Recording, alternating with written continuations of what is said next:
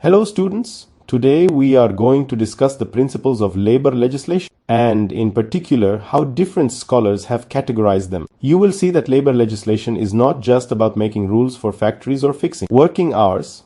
It is based on deep social, economic and international principles.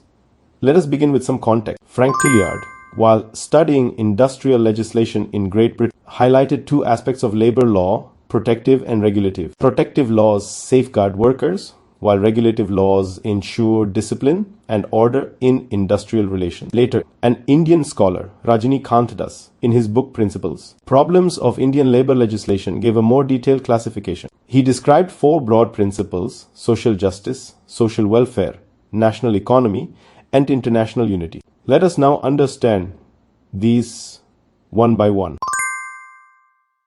The very first principle is social justice. Labor laws are meant to balance the relationship between employers and workers so that justice is not one-sided. For example, laws that abolish servitude and slavery ensure that no one can force another into bonded labor, child labor, or forced agricultural work. This principle is seen in the Bonded Labor System Abolition Act 1976.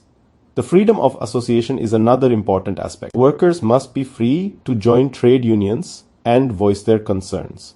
This is protected by the Trade Unions Act 1926. Then comes collective bargaining. Instead of individual workers negotiating separately, collective bargaining allows unions to negotiate for better wages and working conditions. For instance, many wage settlements in industries like coal, steel, or banking have been the result of collective bargaining. Finally, industrial reconciliation. When disputes arise, laws like the Industrial Disputes Act provide mechanisms for conciliation, arbitration, and adjudication to maintain peace. So, the essence of this principle is fairness and justice between employer and employee. Moving on.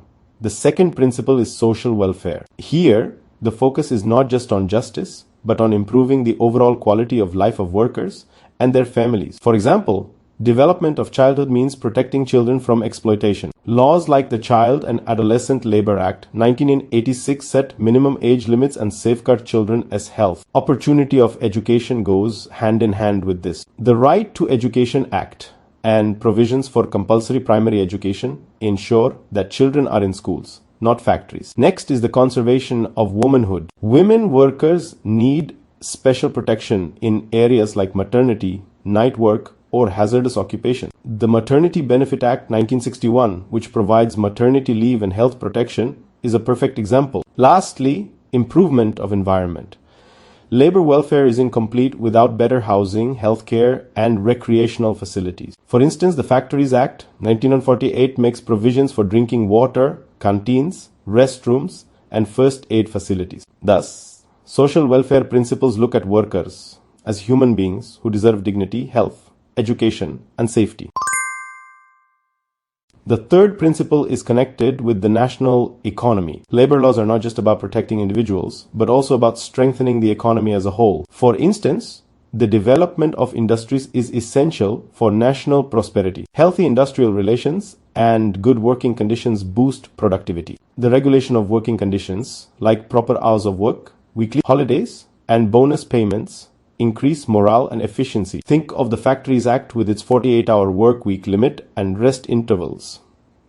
These measures directly improve productivity. Regulation of wages is also crucial. The Payment of Wages Act 1926 and the Minimum Wages Act 1948 ensure that workers are paid fairly and on time. Timely payment means workers spend more, which stimulates the economy. Finally, social security measures like employees, state insurance, ESI Act 1948 or Provident Fund Act give workers a sense of security. This reduces industrial unrest and helps maintain stability in the economy. So, national economy principles link labor welfare with economic growth and industrial peace. The last principle given by R.K. Das is international unity. Labor legislation cannot remain isolated because we live in an interconnected world. The International Labour Organization, ILO, founded in 1919, plays a major role here. India, being a member, has to follow its standards on working hours, wages, and rights. For example, The ILO conventions on abolition of child labor or equal remuneration have directly influenced Indian laws. Through ratification of conventions, member states like India commit to aligning their domestic laws with global standards. This ensures that there is no unfair advantage by exploiting cheap labor. Instead, all nations maintain a minimum standard of protection for workers, creating a sense of global solidarity. Of course, some of these principles like education, womanhood, or industrial development go beyond just labor law. They touch the broader aspects of society and economy. But that only shows how labor legislation is not limited to the factory gate. It is deeply connected with society, economy, and the world at large. If this is useful for you, please like and share the video and subscribe our channel. If you want PPT, then visit PPT section of my website. Link is given in description box. If you would like to purchase my book on labor law and industrial relations, the link is provided in the description box below. And if you want to practice free multiple choice questions on this topic, you can visit the multiple choice questions section on our website. The link for that is also given in the description box.